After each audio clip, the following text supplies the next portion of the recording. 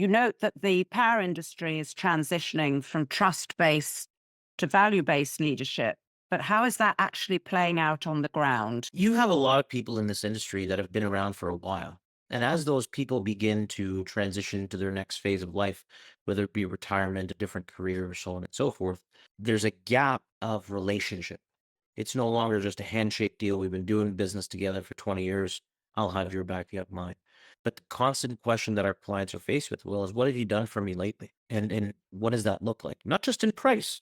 There's timing, quality, service, client management. All of these factors play into account in a much larger form than they may have before because of one or two long-standing relationships. And so I don't know if it's transitioning fully away from trust based and having a long relationship, but it's certainly the emergence or the re-emergence of clients and partners asking each other, what have they done for each other? And how do you do that?